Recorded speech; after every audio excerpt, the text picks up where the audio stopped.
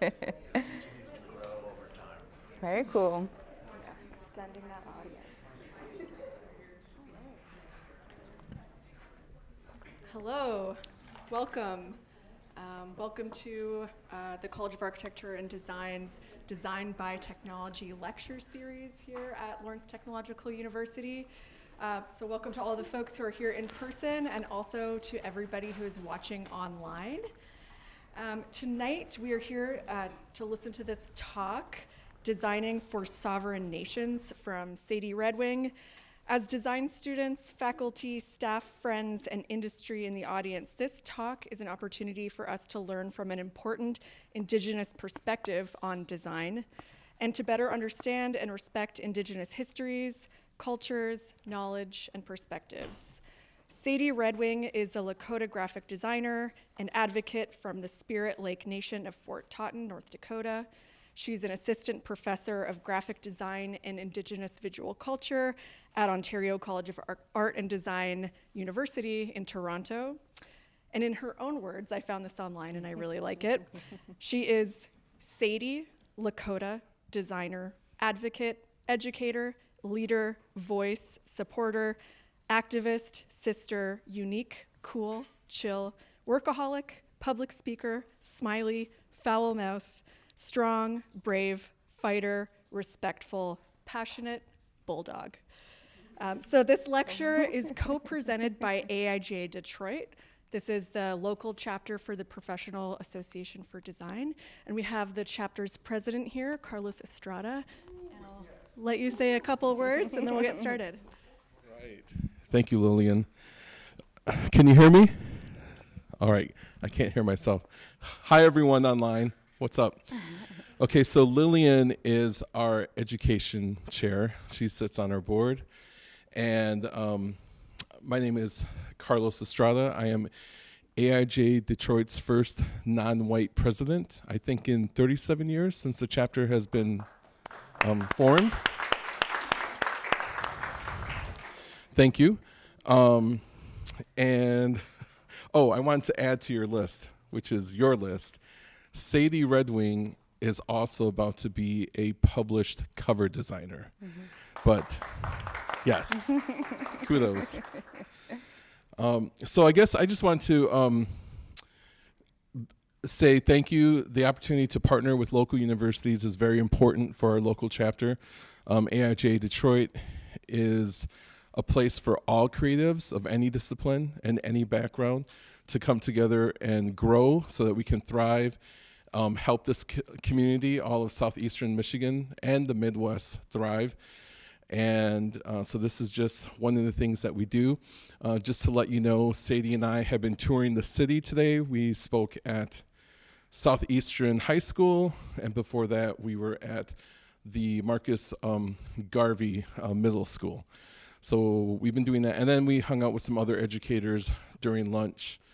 And I just want to say thank you for this opportunity, introduce myself in the chapter. If you have any questions about AIGA Detroit, you can ask me in the hallway or even Lillian.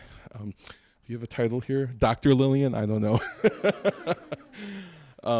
But yeah, so you're not here for me. We're all here to hear from Sadie Redwing. So I'm going to hand this back over to Lillian so that we can push forward. Thank you. Oh.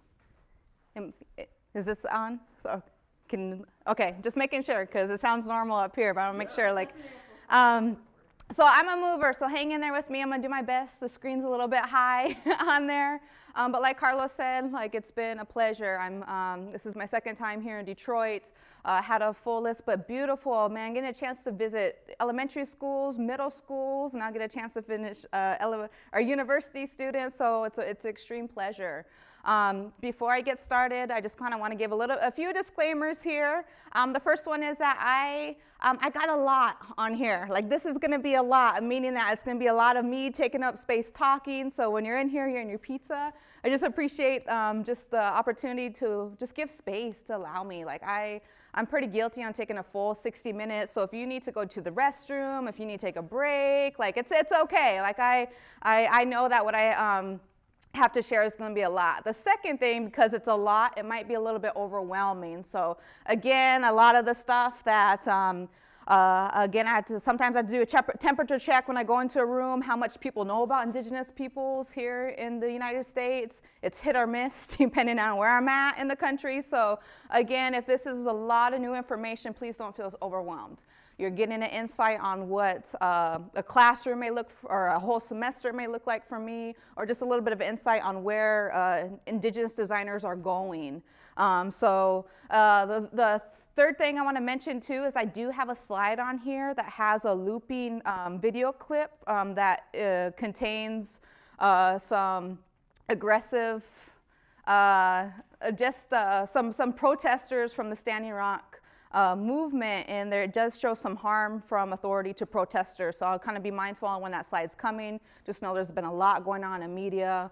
Students have been going through a lot depending on where they come. So I just kind of wanted to give that, that trigger warning, and I'll do my best to give a heads up on when that slide's coming just in case you need to look away. But again, I'm very thankful for the opportunity and the space to share. So within this lecture, I'm going to do a couple of things. I'm going to start talking about just my journey, a little bit what I do as a profession, like what as a job, because I feel like I wear many hats. And I'm going to go into my research, meaning on when we talk about these terms around traditional ecological knowledge, what sovereignty is, how that goes within the realm of decolonization, and then following that, I'm going to show a little bit of my work and how that looks like within my artwork. So, like I said, I come from the Spirit Lake Dakota Nation. So talking about my citizenship. So we're still in the United States. We're still kind of developing terminology on just what does that mean? Is it dual citizenship? But my citizenship is within the Spirit Lake Dakota tribe. So it's that little tiny square on North Dakota. But you might hear myself say Lakota. So I'm also Cheyenne River Lakota, which is a little bit bigger square in South Dakota.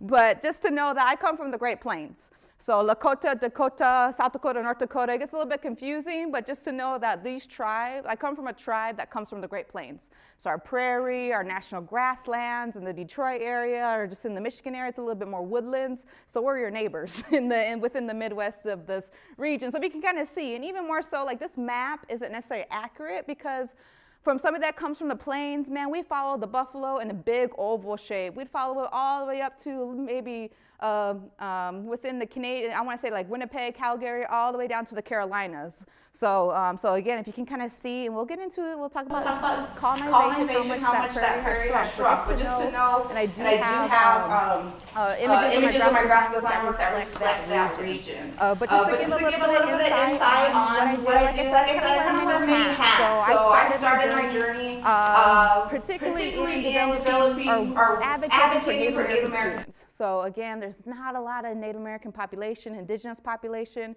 in higher education spaces that are non-tribal college related. I know there's a lot of universities that are trying to go out and recruit, but being in the means of advocating for indigenous students, that means if they want to go to a university, and what happens, what resources do they have when they're going to university, no professors look like them. Or they go to the library and there's no indigenous authors in the library. They go to the food court, there's no indigenous foods in the food court. So, and thinking about retention.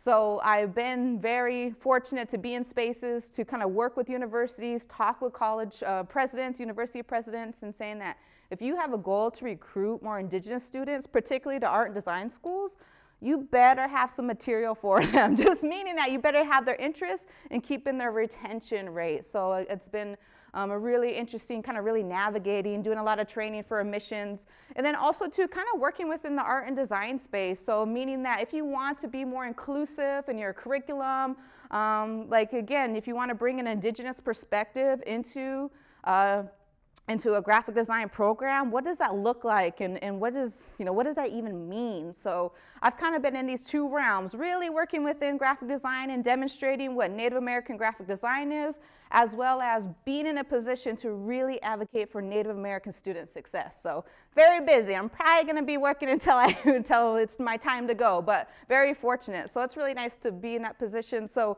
following, got my master's at North Carolina State in 2016. Go Wolfpack. Right when I picked up my diploma, I jumped in my car and I went to Standing Rock. And from Standing Rock, it's really kind of introduced me to the realm of AIGA or graphic design, because if anyone remembers during this time, there was a lot of media promotion and a lot of people wanted to find graphic designers who were participating in the protest movement. So I was very fortunate to be in a position to share my artwork with the world. So with what you're seeing up here is just a kind of a glimpse. I traveled the world giving the Fuck the Stereotype presentation from 2016 to the pandemic time. So it's been really, really, really fortunate. And within that presentation and within my classroom, and we're doing a little, so we're progressing a lot from stereotypes. So in thinking about how much has changed in like the last 5 years. So for example, when I was doing the Fuck the Stereotype presentation, that was even before the Cleveland Indians dropped their mascot. That was before Washington, D.C. dropped their football mascot. That was before a lot of universities and schools were dropping their mascots. So it's been nice. It's been nice. There's been a lot of progressiveness working in that space, but we still got a lot to go. There's still a lot that needs to be done. So what you're seeing here is was the first maybe assignment or the lecture or the first activity that I do with my students in preparations. Because again, I never know what somebody's competency or visual intelligence is when it comes to working with indigenous visuals. So visual languages of indigenous populations or just even visuals. So again, this is a screenshot from my Google results, but I have my students say, or I ask my students, like, where do you get your inspiration from? Meaning that, like, let's say that your teacher or your boss said that for Indigenous Peoples Day, I want you to design a flyer. Or next month is Native American Heritage Month, and you get put on a design project and you have no competency of the culture, like, what do you do? Like, where do you go to? So usually, the go-tos are Google Images. Again, Google's results kind of vary depending on your own data, but at least what you can see is it's very stereotypical. Like the first thing that I say is no decapitated heads. Like there's no skulls. Do not come into my classroom or turn in an assignment with a skull with a headdress. Like we all just got done watching Jeffrey Dahmer. Like please, no skulls. Like you can even more so. Like I don't know if you can see on here, but in the far area over here, you got like a girl eating like a heart. She's got like a feather in her head. But just even like, if this is the top search results that come up in Google, like we got a lot of work to do. And I just saw a Google sign kind of coming on my way to here. The second thing is, so this is a little bit more in depth. So again, when we're going through the basics, as if you didn't know Indigenous people existed, and if you were assigned a project where you had to have some type of imagery that speaks to that identity. So, so when we're talking about authentic resources for design, and again, and this is just kind of like a quick walkthrough on what a sample lecture would be. So a lot of my students love Behance. Like they have portfolios on Behance, so same thing. I asked them, I said, type in Native American, American Indian, Indigenous, First Nations, whatever it may be, and then we're gonna critique it. So I go through this concept of critiquing. So there's two things you gotta think about when critiquing this in my classroom. The first thing is, how do we critique this as art, and how do we critique this as design? So within my class, we say, as an artist, man, artists, you have a lot of freedom. Oh my goodness, like you can do almost anything. Freedom to express yourself, freedom to be creative, try mixed medias. So we can appreciate beautiful aesthetics through art. In the means of design, like we got a little bit more responsibility. So we don't necessarily have the same freedom as artists because now we're targeting an audience. Now we're designing something specific to the audience, a demographic, whoever it may be. So again, kind of going through these examples. So one of the portfolios, we pull it up, and the first thing I ask my students to do is let's look at the domain. Like let's remind ourselves what we typed in. So we're looking at Native American. So place, Native American, America, okay? Just to kind of be mindful. We know hashtags kind of like mess up these search results, but just in meaning that if I'm looking something specific to either the continent of North America or maybe South America, but particularly right here for North America, let's be mindful on what's coming up in these search results. So one, Native America. The second thing we're looking at is the artist or designer. And I asked my students, see where these designers are from. So I'm sorry, Laura, I gotta put you on the spot here, but we got Laura from France, okay? So a French designer or artist is, you know, their work is being brought up in some of the first search results when we're talking about Native American. Okay, I can think of a couple of things. You know, maybe they are from the United States or Canada, and maybe they moved to France. But again, just kind of being mindful on where are these images coming from, and who's creating this type of imagery. Now, again, going back to is this if we're critiquing this as art. We know that this is attractive. Like, I've been to a lot of Hobby Lobbies. Like, I've been to a lot of baby showers. I've been to a lot of homegirls, bridesmaid, or, you know, like bridal parties. So I know that some of this imagery in here is very attractive to a demographic. But as design, I ask my students, like, does this work? Like, is this being targeted for indigenous demographics? And even more so, would this be a trusted resource to use when wanting to make, let's say, a promotional thing for Native American Heritage Month?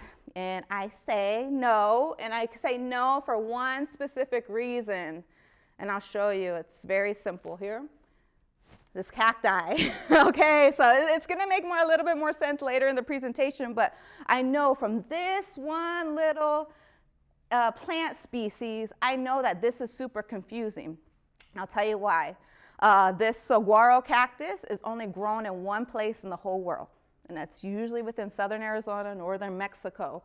So if I know that cacti species is really specific, then I know nothing else in this other area doesn't necessarily speak to indigenous people to Mexico or northern Mexico, southern Arizona area. Because I know Native Americans from there don't have blonde hair, but maybe this is a Native American person from France. I don't know. Again, like I don't know.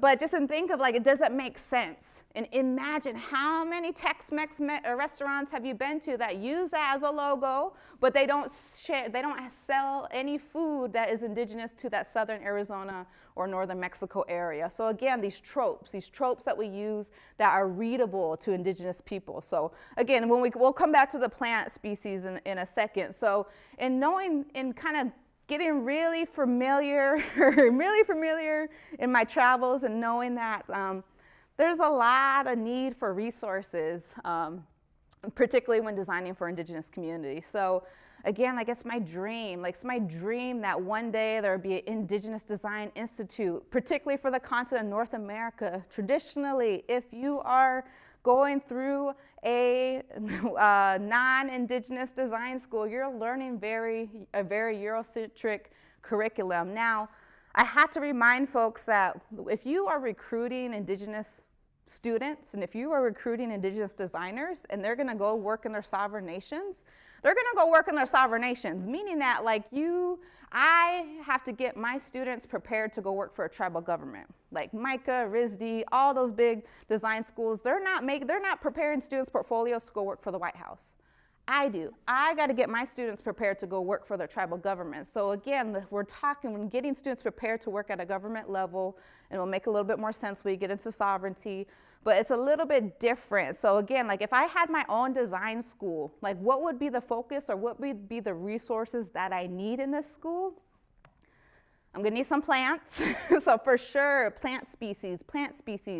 Everything in this presentation is going to be land focused, and it'll make more sense once we get into talking about decolonization. But plants, I'm going to need plants. Opens up a door to really work with ethnobotanists or botany, or really, again, we are in a position where climate change, our poor generation below us, they're stressed out. So, and thinking about ecosystems and thinking about reciprocity, thinking about just saving particular plant species like trees and tall grass to help clean air, like, man, that's all it's going to be in my design curriculum, particularly plant species. Another thing is we're going to need some animals. You got to know what animals are indigenous to the area. Another aspect of design and systems is you really got to know your trade routes. You got to know what animals are within different regions, how animals migrated from different aspects, and animals are very influential in the ecosystems too. So animals, I need some animals in there. Another thing is landscapes. How much beauty, and this will make a little bit more sense when I start to talk about color palettes, but how much beauty is in a landscape. All landscapes are different in regions. So for example, if you're designing for the Anishinaabe tribes here in Michigan, you're probably gonna have the Great Lakes. The Great Lakes have different landscapes and colors than tribes in California, in Arizona, in Florida, in the Northwest, in Seattle, so you gotta know your landscapes. And a lot of that falls in this framework of traditional ecological knowledge, TEK. TEK, that's, again, the main focus. When I tell my students is if you have a history of land preservation or land regeneration or just land stewardship before the printing press brought over textbooks, then you may fall in a category around traditional ecological knowledge. That is just as knowledgeable knowledge as you would get from reading a science textbook. So again, have to like get our time. Another thing in the school is going to need timelines. So be mindful that again, if you're learning art and design, particularly graphic design, you take a class with Sadie. Sadie doesn't like the printing press that much, but even more so, it'll make a little bit more sense going down the road here. But TEK, it is a valid research resource or framework, particularly for indigenous students, because a lot of us have oral histories and a lot of us have land knowledge that was here and evident before the textbook, so, which is really beautiful. So what does TEK look like for me? So South Dakota, that's me, that's home, that's South Dakota. I wish I could have found a better clip, maybe like around July when it's beautiful and green. This is like February, it's a little bit dry, a little bit boring, but you know, sometimes I might speak internationally. No one's ever really seen a buffalo. Like when you think of like predominantly grassland, I think they might show Mount Rushmore or Crazy Horse, but kind of giving a feel like how does TEK from the Dakotas like work within my graphic design work or work within my classroom curriculum? The first thing is that we talk about reciprocity. We talk about, and again, when we'll get into a little bit of decolonization, but this concept of how much the buffalo was very influential in Lakota people's lives, or Great Plains, all the Great Plains. Like I said, we followed it in a big oval shape, but also in a position of if you, in thinking about if you are in a space where you're needing to regenerate grass, you would look at models of the buffalo. The buffalo, man, they got their big old bodies, tiny little feet, like their feet till and they push seeds into the grounds beautifully. And if you can imagine that long migration pattern that they had, after they like were roaming and beat up the soil a little bit, like by the time they went to Canada, to the Carolinas, that soil got a chance to settle. Like it didn't kill off the soil, but more so, like again, I'm not going to go through the history of the buffalo, but just be nice to live in a space where you have more buffalo than machines that are killing soil, because in thinking about the concept of everything, like I said, this whole presentation is about land, the core of land. Where does that fall in many elements? So I showed this example, or this frame. I don't have a time to go through a history lesson about soil regeneration, but again, if you are in a position where you are looking for more climate change examples, tall grass cleans air the same as trees. So who are experts in keeping tall grass alive? Those who come from the prairie, like those who come from the traditional grasslands. So the Kiss the Ground documentary, it's on Netflix. It's narrated by Woody Harrelson. I don't know if anyone's like any Kingpin or like, I think it's like Adventureland or Zombieland movies. So I like this documentary. It does a really good job at showing like it's evident that there are areas of drought, areas that were traditional grasslands in Africa, and once they implemented just better regeneration tactics without like overtilling soil, it was opportunity to kind of just regenerate and regenerate and thrive or bring back the prairie. So if that is evident over there, like we can do it over here. And we're seeing it particularly in the Dakotas, or kind of as you get up into the Winnipeg area, like all these pipelines, all the construction, and all the like this digging for oil, like it's really killing our prairie. But the one thing that I don't like about this documentary is that they mention this concept of reciprocity. So when you think about like where this model comes from of keeping a migration pattern going, it's, you know, we had those systems as Great Plains, you know, tribes, but they never interviewed anybody from the Great Plains. Like they had a homegirl on there that said she grew up with a Lakota grandma. I'm just like, well, let's get some Lakota people on there. Like, don't they like kind of threw us under the bus and said like, oh, well, wolves were the ones that herded buffalo. I'm like, man, like, come on, like we're the buffalo experts here. But again, when thinking about, I never thought as a graphic designer I'd be advocating for grass. But I have to now because, again, if I want that school and all the prairies gone from corn crops and cow farms, it's going to be very detrimental, and I'll tell you why. So again, going back to South Dakota. So this is kind of maybe like southern South Dakota, maybe southeast, maybe within the Badlands area. But again, very, very grass related. And people, you know, people are like, well, what can you get from here? Well, why are you, so about grass? I was like, well, if you want to work within indigenous visual languages, I'm speaking specifically like to Lakota, like my Lakota students, like we have to know that a lot of our symbols come from the porcupine. Like the porcupine, man, like I never would have thought that I'd be needing porcupine quills in my classroom. So, but what is hard and what sucks from being a result from colonization is that if I want to revive my written form of writing, I'm gonna need the porcupine quill. But I can't go to Walmart and get porcupine quills. Like I can't go to the grocery store. There's laws in South Dakota that, put lives in danger, so that so I can't go out and hunt porcupine quills. Like I'm not gonna be able to bring porcupine quills and have my students poke themselves. So there's a little bit of a challenge when wanting to bring in like animal products that we don't have access to. I mean, we can, like porcupines still exist, but where would I go get porcupine quills in Detroit? But again, the main thing is that you can see, if you can see on here, like there's only a few things you can do with porcupine quills. So when we talk about quilling, we pluck the porcupine quill, we flatten it, we dye it, we weave it. But again, these are lines. Like these are basic, like there's no brush strokes. We're talking about like symbols that come from woven, like a grid. So you're gonna get a lot of right angles, you're gonna get a lot of triangles, you're gonna get a lot of line work. You're not necessarily gonna get perfect circles. So this concept of where some of these symbols come from, but some of them kind of derive from that woven porcupine quill. So when I bring that into my graphic design work, so I did this Indigenous Peoples Day, it was last weekend, this Indigenous Peoples Day in 2017, a lot of this derives from line work that comes from the porcupine quill. So again, no stereotypes, and I'll show a little bit more examples, but within this example, if you can kind of see, like there's a lot of zigzag in here, and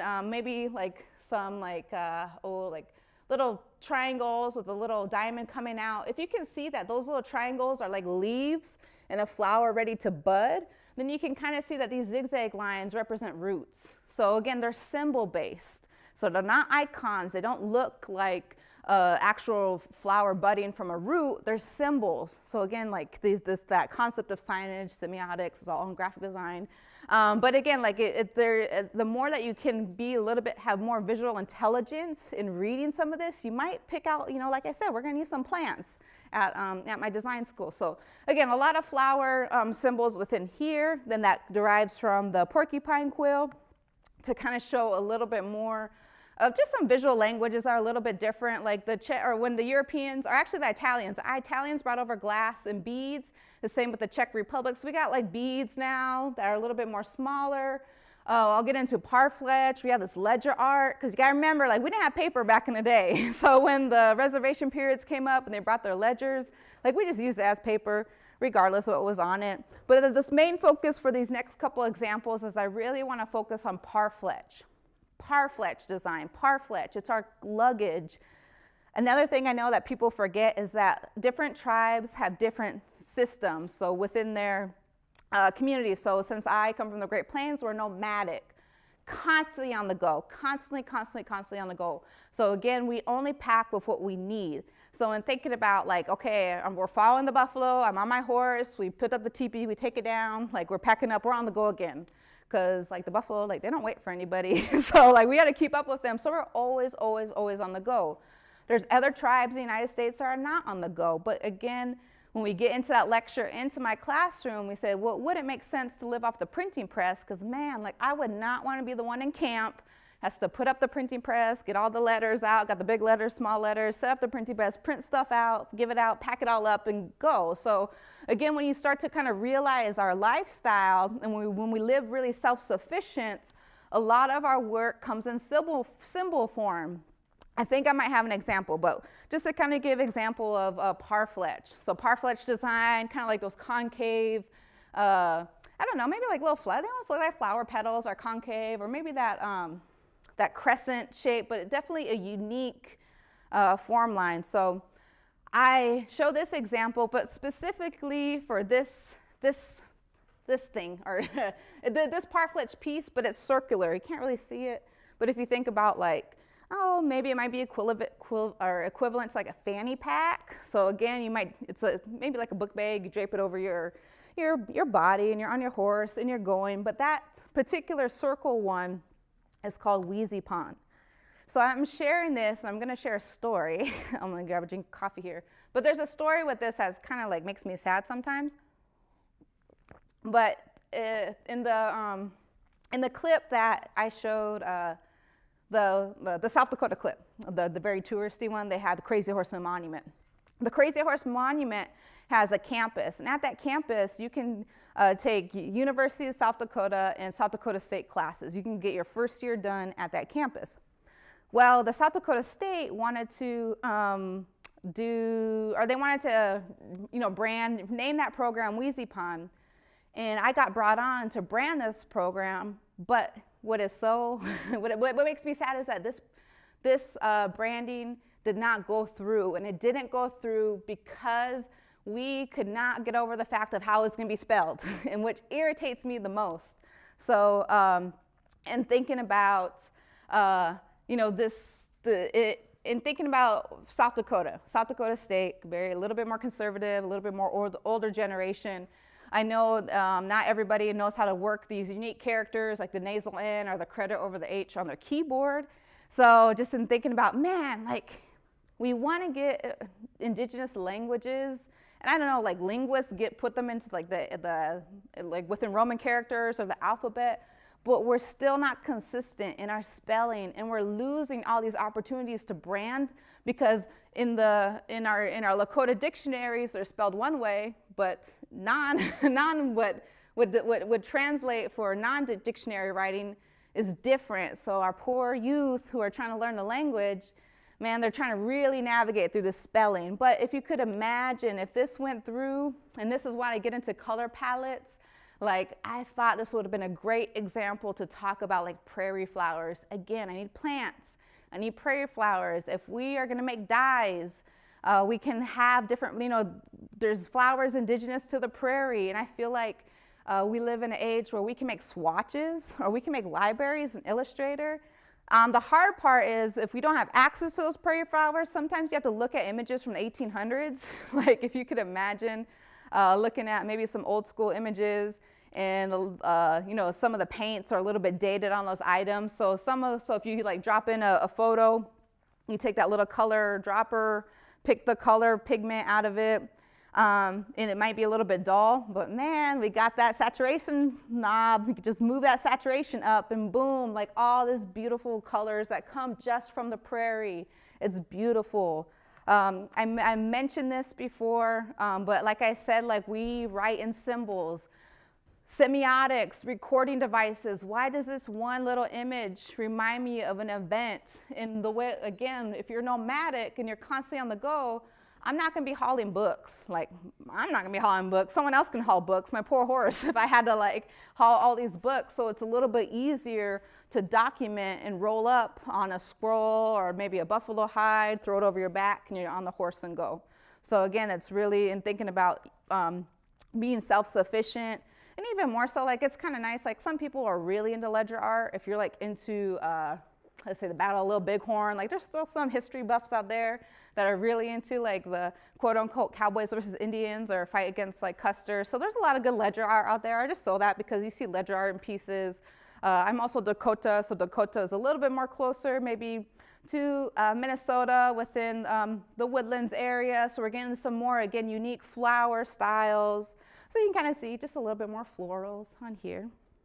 And then kind of bringing in those florals for like Indigenous Peoples Day, you know, graphics. Again, no stereotypes. Like, let's just, you know, again, flowers. We're like Hawaiians. We love flowers. I want to see flowers. I don't want to see these corny patterns on, on Google or search result. Again, showing a style. Like I said, a lot of the visual language, or like, I guess the conventions within that visual language, there's a lot of squares, triangles, right angles. You see a little bit of ledger art in there. You see some floral. So just an example of kind of like just some distinction coming from the Great Plains. But again, all of that comes from grass, flowers, animals. I need it. All right, switching gears here. So again, just to kind of bring this. So you got a chance to really see just like a visual language. What makes up the visual language? Well, now we have to talk about these two terms. I see these two terms used all the time, particularly within the design community. I see these two terms mixed up and how they're defined, and I see these two terms as placeholders for people who don't want to say change or inclusivity. But I really, again, if you're coming into my classroom, we are nailing these definitions.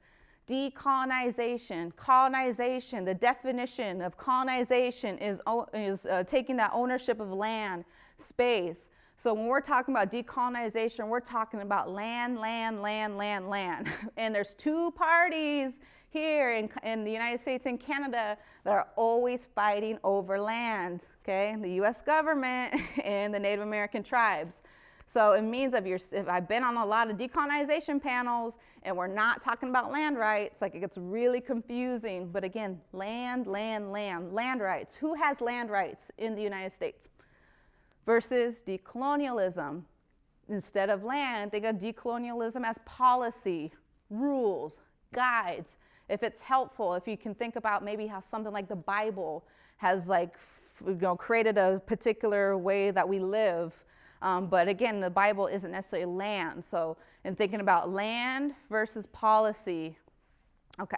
So in thinking about land, okay, here comes a slide that has the looping. So again, if you need to turn away a second, but again, that confrontation over land it really got noticed, and I'm surprised, I'm so surprised this got shown at a media level. I think CNN was doing it when they were like, you know, shooting the water at us in like not negative degree, but it was really cold weather.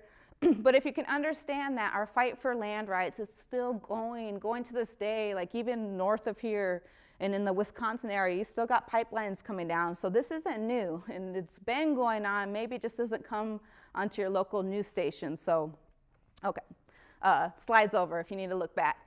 But this concept of, again, if you're talking about decolonization, the actual practice of like returning land back to indigenous tribes, like you got to know how to work that, how to design a system to do so. So let me give an example on how it may be effective. And a lot of these next slides are screen grabs from like the last 2 years.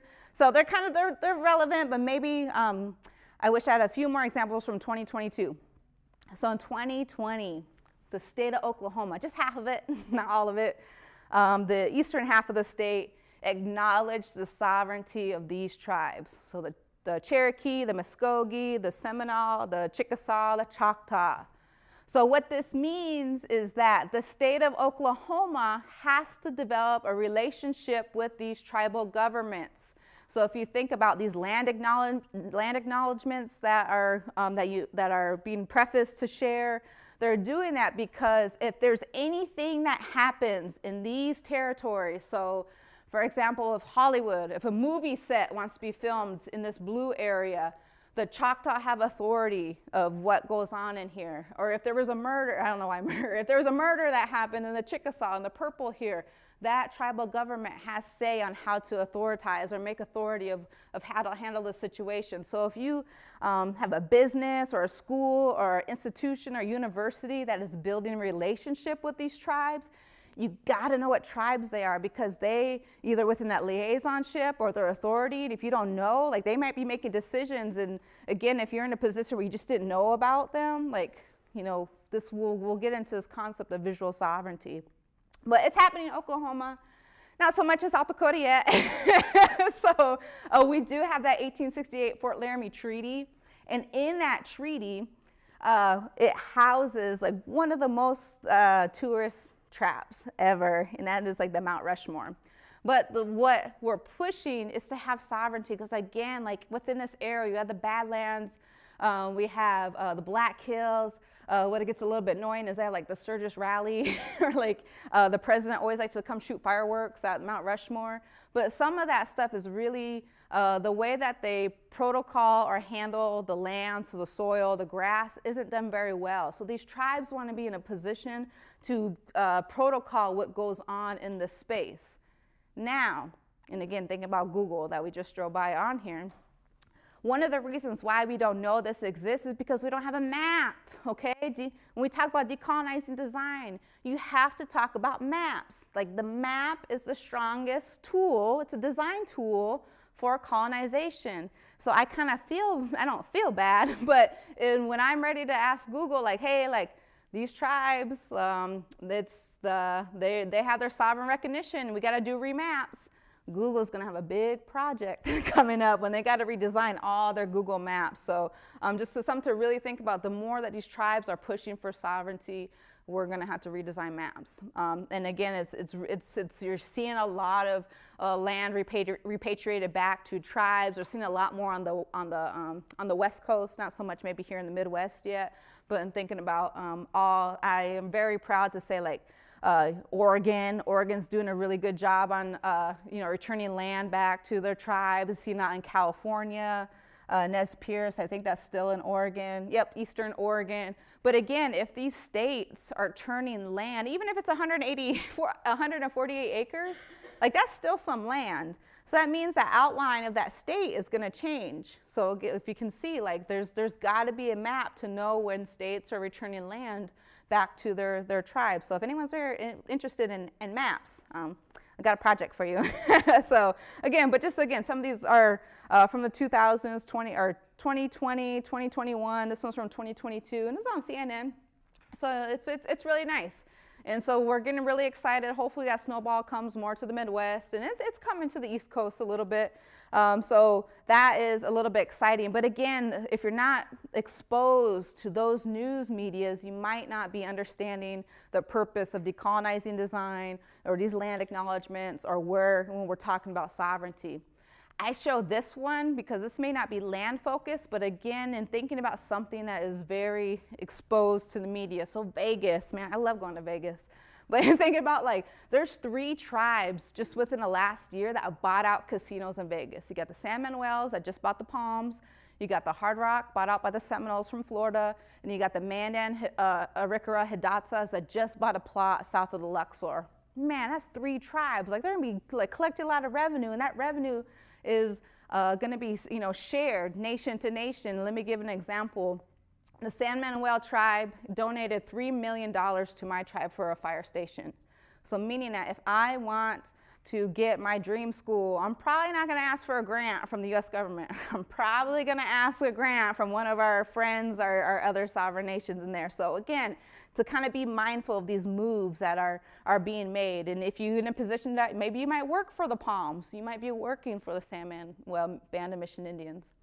I'll show, so going into a tribe that I'm working with, and I'll wrap up on some of my graphic design work. So when we're talking about this concept of land back, buyback, leasing land, over the pandemic, I worked with the Massachusetts tribe of Ponkanog. So this is their website previously.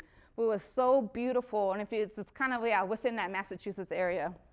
What is so beautiful is that they got federal recognition, and any buildings or any, land or anything within the Boston city limits that goes into their tribal territory, they're going to have to pay that tribe. They're going to have to lease that to the tribe. Now, if this tribe just got federal recognition and this is their website, it may not look super official. So hence the importance of, I might need a student that needs to go work for a tribe that might be building from the ground up, particularly who might be working with a city level. But what is so beautiful, even more so, is that, man, they're just getting their items repatriated. All those items from the Harvard Peabody, all those items from the Hudson Bay Museum, this tribe has been working their ass off to get these items. So when they contract a graphic designer in, then this is when I get to see beauty. Now I wish like the Peabody or the Harvard the Harvard Museum and the Hudson Museum gives some like better quality photos, but at least we got a photo on there. And what we've been doing is looking at these old artifacts. Man, these items are so old, and it's really challenging too, is that how can we start to bring some line work out from some of these items that are crumbling, or like from the, I have another item that's from like 500 BC. But again, if you are developing a visual language from a tribe that's so colonized, and you got to start from scratch to make them look like official country, designing for nationality, it's a whole process. So it's been really beautiful. So there's little etchings in those ceramics. And again, beautiful work in Illustrator. We can bring some of those, that line work out. We can bring some interesting art like this. I mean, this blows my mind. Like, this tribe made these molds. Like, it's insane. And I've always wondered, like, how, what did they put in these molds? Like, did they put like dough, or maybe not dough, but they put like mud, or I don't know what these did with these molds. But this, like, we didn't have these molds in the Great Plains. But it's just kind of nice to see like how we're trying to bringing out some basic line work from some of these old artifacts. And then also too, again, like needing to know plants and animals. Like we talked about birch bark, how much designs we can get from birch bark in that East Coast, that Boston Bay area, the Hudson Bay area.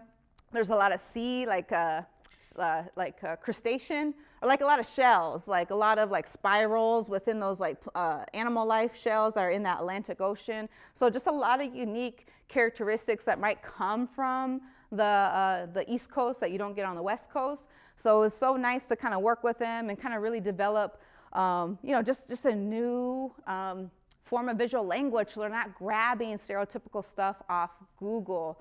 And what is, again, this is kind of really still in progress, but some things that we talk about is, okay, now the Massachusetts tribe at Ponkanog, if they can finally look like a country, then they can participate in stuff like maybe like the Little League World Series, or like, it's so crazy. Like you don't see a lot of indigenous tribes. FIFA World Cup is starting pretty soon. Like, could you imagine if we saw like United States tribes as their own team at the FIFA World Cup?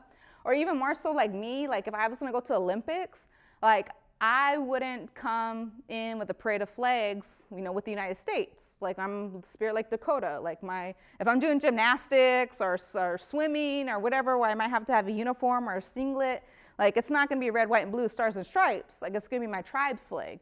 So again, like it may be, that'd be cool, but it just means of like, that's gonna need a graphic designer. Like someone's gonna need to do jerseys.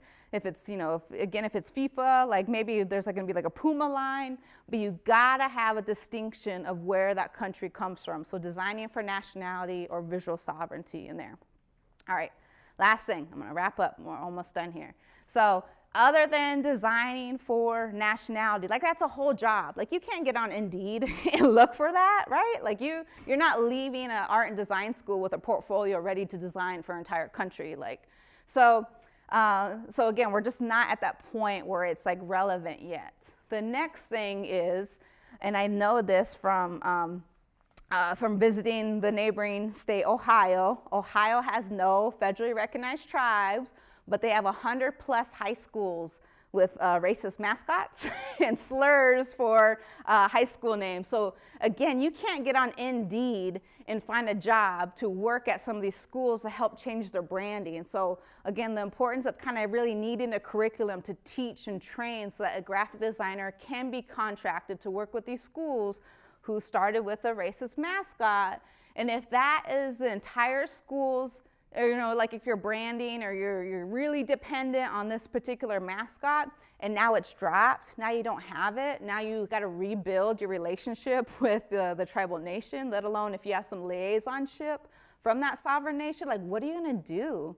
Like, again, so like working with admissions, working with like, student branding, like it's a whole job. So it's kind of nice to see that the University of Illinois has implemented a plan, but man, like that ball is gonna be rolling, that snowball, there's gonna be more and more schools are gonna do so. And we need to get designers in those spaces to work with these schools and institutions. And just to kind of give a little bit evidence, we'll end with positive here, but just in thinking about like, where this might be helpful in schools. So like, for example, like I said, like I used to work with the American Indian College Fund before teaching in Toronto, and we said that anytime we share a scholarship with a school, we're not going to translate. Anytime a tribe donates a grant for a scholarship and it comes in a tribal language, we don't translate it in English. All right, graphic designer, like if we're going to promote the scholarship, and we're not going to translate it, we're going to have to give some visuals of what it is. So this is kind of a project that we worked on at the American Indian College Fund, the Ina Nawong Sape Peace Scholarship for single indigenous mothers. Again, how do you show that a mother's indigenous without headdress and feathers? So working with, working with the American Indian College Fund, like we talked about adornment, or we talked about jewelry. I love this one in thinking about that concept of adornment and jewelry. Worked with UC Riverside, San Diego students, and they had a podcast called Historical Wisdom, and that podcast features episodes, or kind of teach, like if you're really into like wanting to be a physician or work within healthcare, particularly like indigenous students, how would you brand it? Again, if you're putting an actual individual figure on here, like what would they look like? So again, flowers, like get rid of the patterns. Like we want to see our flowers. We love flowers. Or show our beautiful jewelry. I like this. We went through a whole kind of conversation, a whole workshop when we talked about men, indigenous men. Indigenous men particularly have long hair, and respectfully saying so, indigenous men don't grow beards. So if you're going to show indigenous man with no beard and long hair, we got to really develop our visual intelligence to recognize that. So even if this individual looks androgynous, it might be an indigenous man or male doctor. So again, we just don't live in a world where we recognize that just yet. But some, again, beautiful things that came out of that when we talked about like landscapes, like yucca, the yucca and palm is really useful in the tribes in Southern California. The sunsets in Southern California are different. The sunsets in LA are different than San Diego and Temecula. So it's kind of nice to kind of bring some of the colors from the area within these students.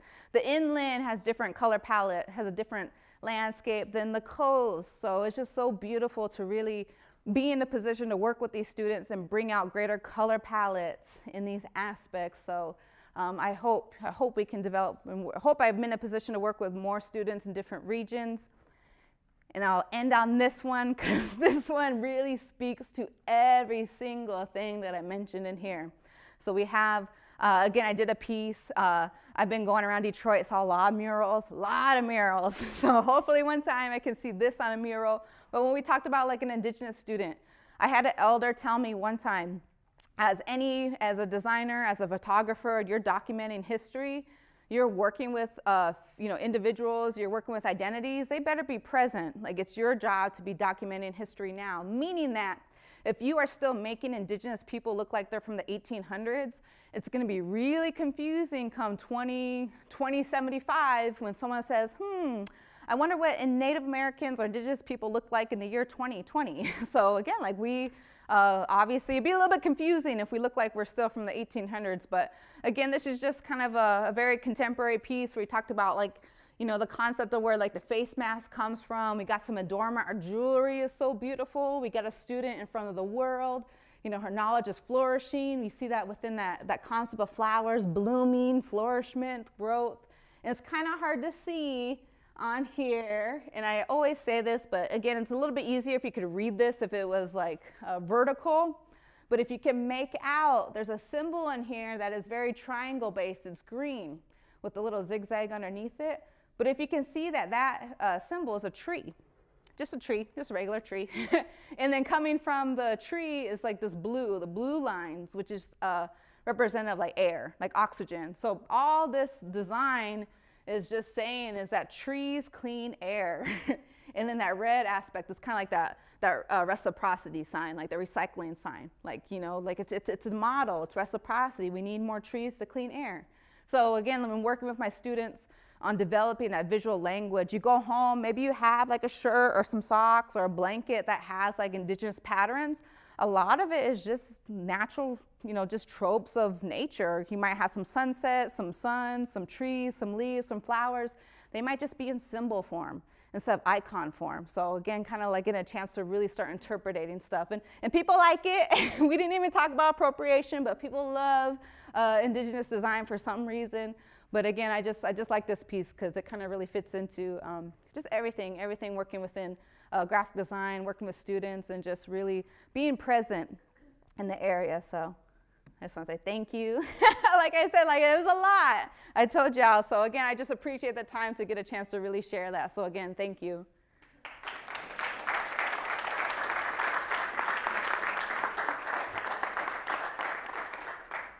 Yeah.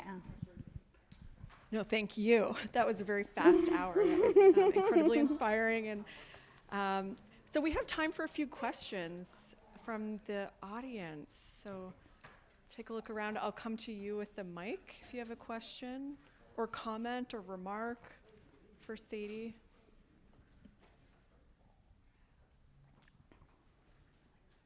I mean, something that struck me is, as a graphic designer, sometimes we joke about, you know, we have a lot of architects in our college or architecture students, and they have a responsibility of, you know, the building can't fall down. We have to keep people alive. And I mean, I think that your talk really just underscored the fact that we as graphic designers or designers in general also carry an incredible amount of responsibility. You know, it might not be about like keeping a building up or intact, but in terms of preserving culture, respecting culture, preserving knowledge, amplifying knowledge. I mean, all of these things that you covered in your talk really just drive that home. Yeah. Any questions or comments? Yes. Hey, hi. Hi. Yeah, sure. So hi, I'm Sarah. I'm an architect. Well, first of all, thanks a lot for everything you have shared with us today. It was very fascinating. And so I'm Italian. I come from Italy, so like kind of very like homogeneous culture. So like I'm grateful that I can be here in the States and be exposed like to different cultures and diversity.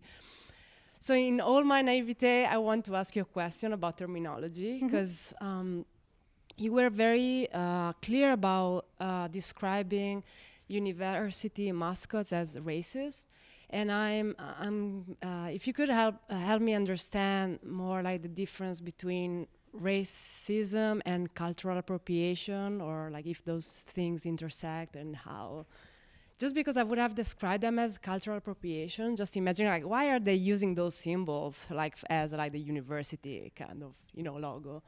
And yeah, that's the question. Yeah. So I'll start with the appropriation first. So one thing that we struggle with when trying to just navigate a conversation on appropriation is that we are not experts in trade routes. And again, I always say like the hardest part of my job is that, you know, and again, this is generally speaking. So think about just generally speaking for the United States and Canada, like just folks within these regions, like you cannot imagine what the continent of North America was like predominantly indigenous. Like you cannot envision like, you know, what was life like before like steel was brought over? What was life like before paper was brought over, before particular animals were brought over? Like or you can't imagine like, you know, us from maybe the Arctic going all the way down to Argentina, like when we had like our canoe culture. So because we don't have that knowledge of trade routes, it's really hard to say what came from where. So when we talk about appropriation, so if we're going to talk about appropriation in my class, we define three things. We define what appropriation is, so meaning, again, just quickly preferencing, you know, taking something, so it could be an item, an object, an idea, an experience, and not giving credit to where it was from. We talk about adapting or adopting. When you take something, item, an experience, a dream, or and give credit to it or adopt it, there is some knowledge or definition of where it came from. If you're infusing, there might be a fusion or blend, or kind of a blending between maybe cultural use. So once we kind of start defining the difference between appropriation, adaptation, and blending or fusion, then it kind of helps us kind of navigate through the conversation of appropriation. So because, again, there's no consequences living our everyday lives without knowing the trade routes. So if you want to be an expert in appropriation, you're going to have to know where stuff comes from. So like our students, like I would wish that when a student, I wish it was a prereq, that when a student would come into my class, they would know when steel was brought over. They would know when flour was brought over. They would know when glass was brought over. Like they would know when, all these elements, like we know, like, when the printing press was brought over. It would be really helpful, particularly with the indigenous students or students from here, because they can be like, like, we know where this comes from, but that's just not in, that's not ingrained in our like United States education. So, and thinking about like, I don't know, that's why I always question like, why are we always talking about like head dresses at Coachella when we're talking about appropriation? Like if anything, we should be talking about appropriation of like food. So, for example, like October, it's Halloween, pumpkins are indigenous to here. Like, could you imagine like, like how much education we could be teaching people about indigenous people who like cultivate pumpkins. Like how many people have jack-o'-lanterns like in front of their doors right now. Another thing is like the turkey. Next month is Thanksgiving. The turkey was cultivated by the Pueblos in the Southwest. Like how much, man, like America could be teaching everybody about the Southwest tribes when it comes to turkey. Like that's their, like we have buffalo, they have turkey. Oh my goodness, like I don't even see any reference on the Food Network, like Ree Drummond or like Chopped. Like they could be doing it all. They could be educating people on like where the origins of food come from. So again, it's just not like in our everyday education. It'd be nice like if we got into food branding and they kind of like put in like, hey, maybe like food labels or food branding or maybe trade maps in a grocery store might be helpful in thinking about some of that stuff. So again, it's really hard to navigate that conversation of appropriation if you don't know where stuff comes from, if you don't know the history of trade.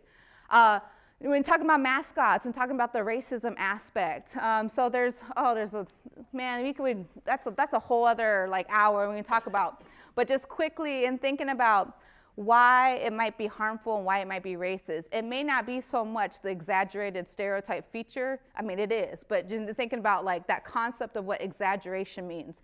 Stereotype, exaggeration, enlarged nose, like enlarged features, a stereotype. There's images out there that are less stereotypical, but when it becomes harmful and racist, it's usually that opposing team. So when the opposing team is like, let's say Cleveland Indians. I don't know who the Indians' rivals are, but like if we got someone in the crowd like, kill Indians, like beat the Indians, and it's just like, man, like if someone hears from India, like I feel like really bad because they're hearing that, negative stuff, or if they're like the, Braves, or I don't want to say the slur, but in thinking about the Washington, DC.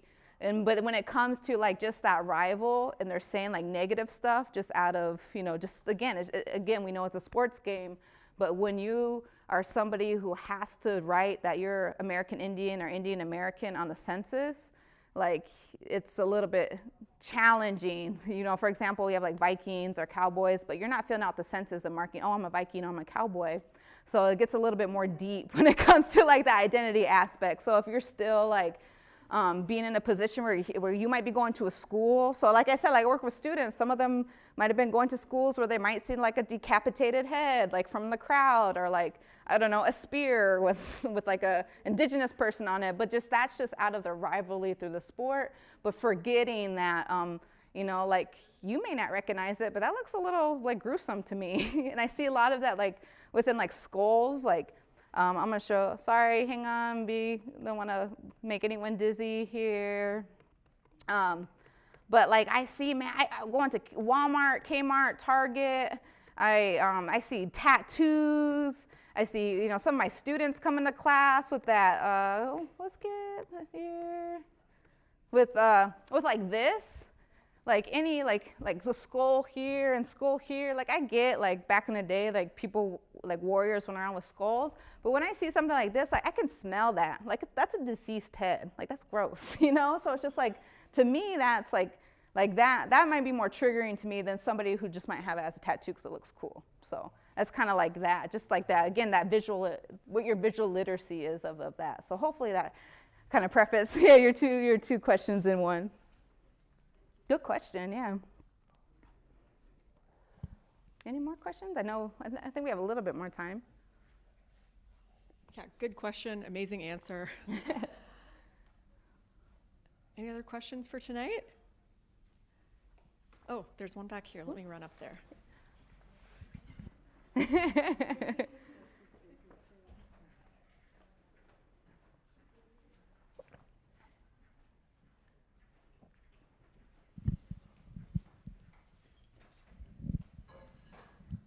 So there's a game that recently came out called Coyote and Crow. It's a tabletop role-playing game with majority of the production team, artists, writers, just about everything were indigenous people. One of the things they had in the kind of like in the intro of the book is a discussion about appropriation, and their take was like, this is something that we're choosing to share with the rest of the world, and there's other notes about being respectful about it. So you talk a lot about indigenous design for indigenous people. Do you think something like Coyote and Crow, what they've done, they've taken indigenous artists, they put like a lot of care into it, and it's really targeted for outside of the tribes.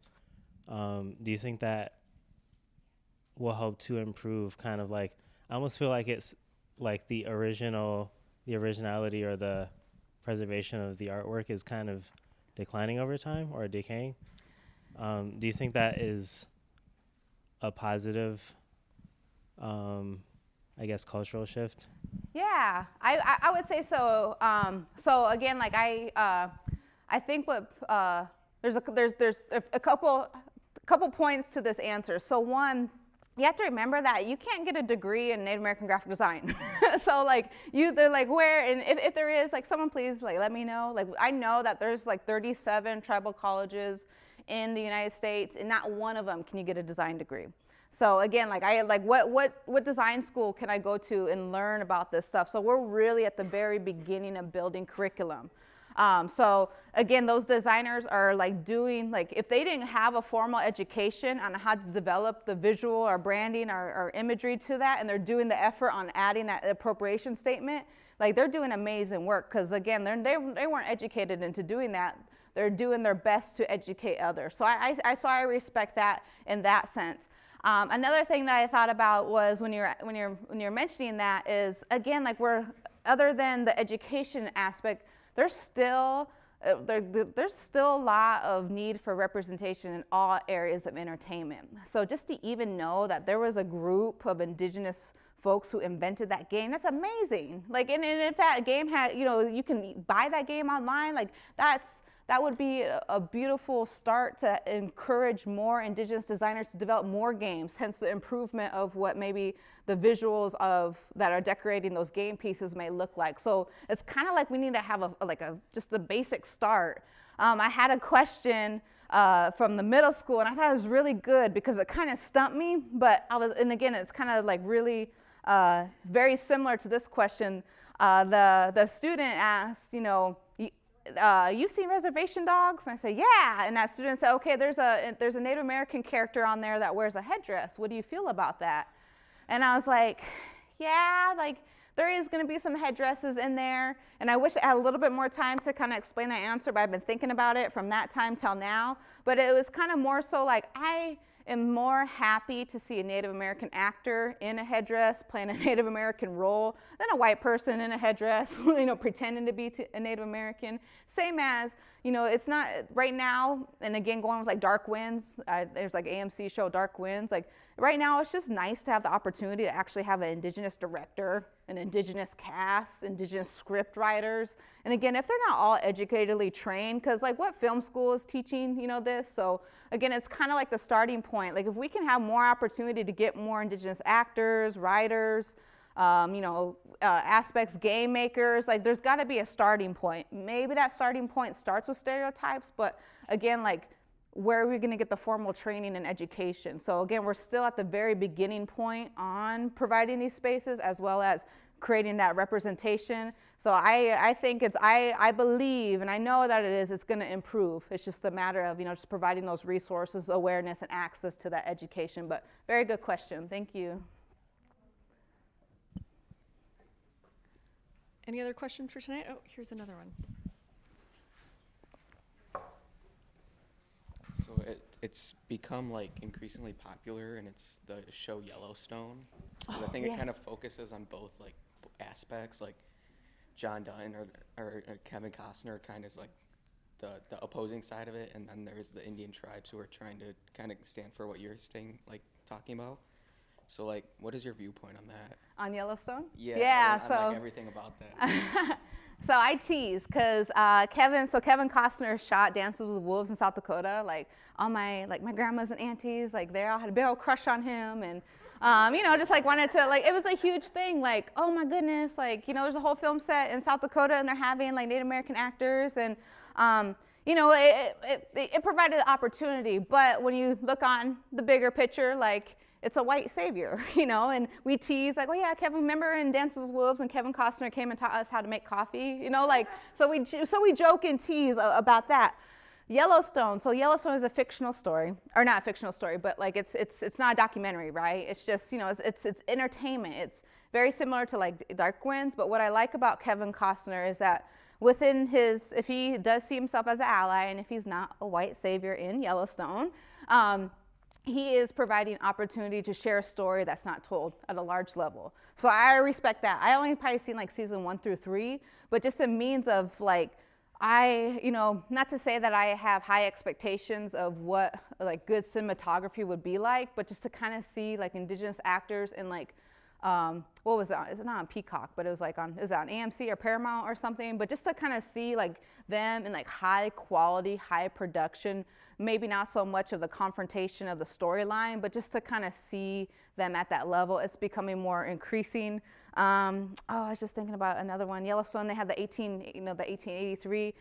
So like I respect it, but just a means of like, again, maybe that's a starting point. Like maybe there might be a spinoff where it might go into a little bit more, maybe a little bit more accurate story. But as a viewer, like I know that that's not, like that's just entertainment. It's not a documentary. So I can respect that, maybe it's the point of view from Kevin Costner and his family, but they do talk about some, really relevant stuff that's going on. I didn't even say the acronym MMIW, Murdered and Missing Indigenous Women. I think, what was it, like ABC or NBC just came out with like this Alaskan one where it like documents stuff like that. So if people like are, maybe Kevin Costner is just the catapult or the just our entry into, maybe if you like Yellowstone, you might, and you like Westerns a little bit, maybe you like, maybe a TV show that might be, a little bit more or maybe from a point of view of the indigenous person on there. So again, like it's how